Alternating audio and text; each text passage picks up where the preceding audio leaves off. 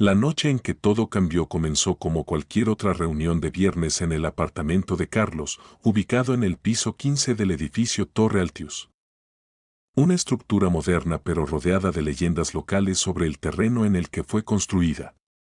Junto a él estaban Sofía, una fotógrafa escéptica, Mateo, su mejor amigo propenso al pánico, y Valeria, una periodista que siempre buscaba una explicación lógica para todo. La atmósfera era relajada, la música sonaba de fondo y las risas llenaban la sala hasta que el reloj digital de la pared marcó exactamente las 3 de la madrugada. En ese preciso instante, un sonido agudo y estridente cortó el aire, haciendo que todos enmudecieran. Era el timbre del apartamento. Carlos frunció el ceño, miró a sus amigos y soltó una risa nerviosa comentando que seguramente era el vecino del piso de abajo que se había equivocado al volver de una fiesta. Sin embargo, Mateo, con el rostro notablemente pálido, recordó en voz alta que el ascensor del edificio llevaba averiado toda la semana y que la puerta de acceso a las escaleras de emergencia requería una tarjeta magnética que solo los residentes poseían. Sofía, tratando de aliviar la tensión, se levantó hacia el intercomunicador montado junto a la puerta principal y preguntó quién estaba allí, pero solo recibió como respuesta una estática densa. Un siseo frío que parecía imitar el sonido de una respiración agitada y dificultosa. Valeria sugirió que revisaran la cámara de seguridad inteligente que Carlos había instalado en el pasillo exterior apenas unos meses atrás, una que transmitía directamente a su teléfono móvil. Con manos temblorosas, Carlos desbloqueó la pantalla y abrió la aplicación mientras los cuatro se amontonaban alrededor del pequeño display. La imagen infrarroja mostraba el pasillo completamente vacío, iluminado por una luz parpadeante que se activaba por movimiento, pero no había rastro de ninguna persona. Justo cuando decidieron que todo se trataba de un fallo en el sistema eléctrico del viejo timbre, el artefacto volvió a sonar, esta vez 3 veces consecutivas, más fuerte, más insistente. Con un ritmo violento que hizo que Mateo retrocediera hasta tropezar con la mesa de centro. En la pantalla del teléfono, la luz del pasillo se apagó de golpe, sumiendo el corredor en una oscuridad absoluta que el modo nocturno de la cámara apenas lograba descifrar. Fue en ese momento cuando Sofía notó algo que le heló la sangre, en el reflejo del vidrio de la ventana del pasillo, que daba hacia el vacío del piso 15. Se alcanzaba a distinguir una silueta humana de proporciones distorsionadas. Suspendida en el aire, como si estuviera flotando a ras de la estructura exterior del edificio. Valeria, perdiendo la compostura por completo, insistió en que debían llamar a la policía, pero al mirar sus teléfonos descubrieron con horror que la señal celular había desaparecido por completo, mostrando un mensaje de error que parpadeaba insistentemente.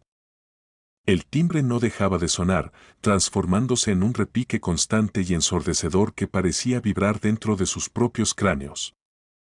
Mientras la puerta de madera comenzaba a combarse hacia adentro bajo el impacto de una presión invisible pero descomunal.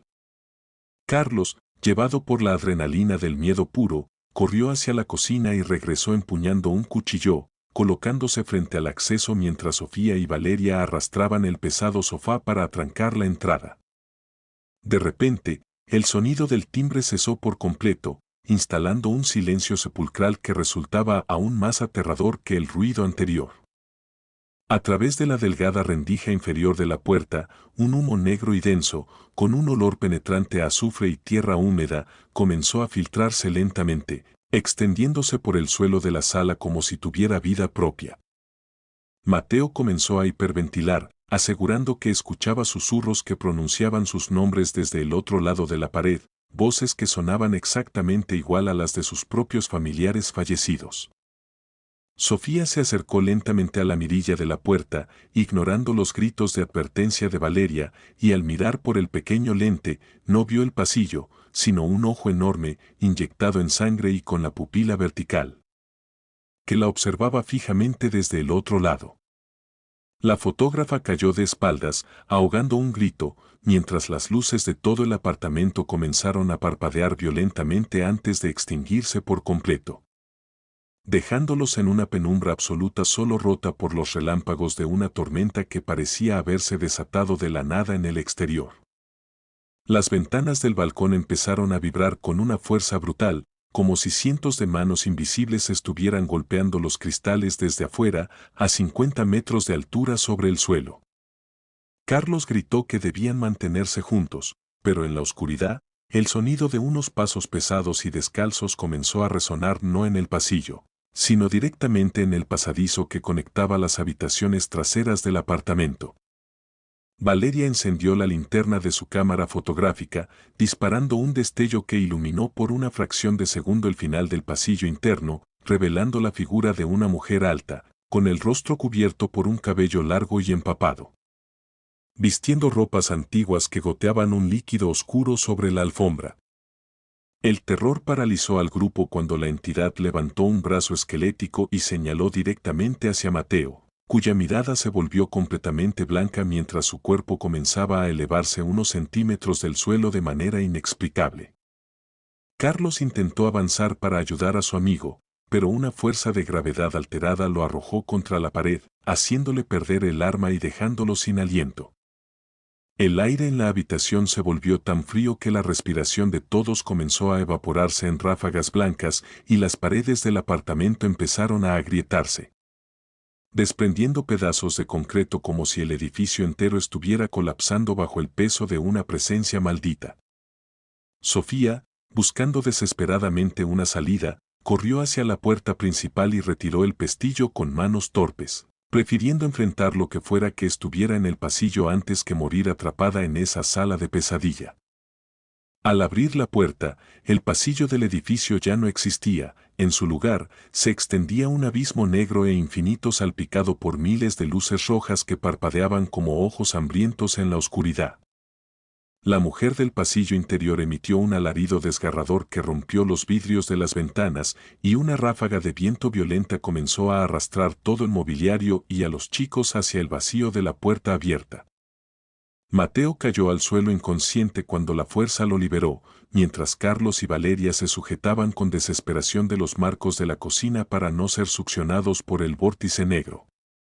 En el último instante de lucidez, antes de que la oscuridad amenazara con devorarlos por completo, las luces del edificio regresaron de golpe con un zumbido eléctrico ensordecedor. El pasillo volvió a ser el corredor alfombrado ordinario de siempre. La figura del pasillo desapareció sin dejar rastro y el silencio regresó a la Torre Altius de forma tan abrupta como había comenzado la pesadilla. Los 4 amigos quedaron tendidos en el suelo, temblando, cubiertos de polvo y con heridas reales que demostraban que nada de lo vivido había sido una alucinación colectiva. Al mirar el reloj de la pared, descubrieron que solo habían pasado 5 minutos, pero para ellos la eternidad había golpeado a su puerta. Carlos levantó su teléfono del suelo, la pantalla estaba estrellada pero aún funcionaba, mostrando una notificación final de la cámara de seguridad que decía, grabación guardada a las 3:01 de la mañana, y al reproducir el video, solo se escuchaba una voz distorsionada que decía que el juego apenas comenzaba. Si esta historia te ha mantenido al borde del asiento y quieres descubrir qué pasó con los sobrevivientes en el próximo episodio, no olvides darle un buen me gusta al video y suscribirte al canal Código Límite activando la campanita para que no te pierdas ninguna de nuestras crónicas de misterio y suspenso extremo.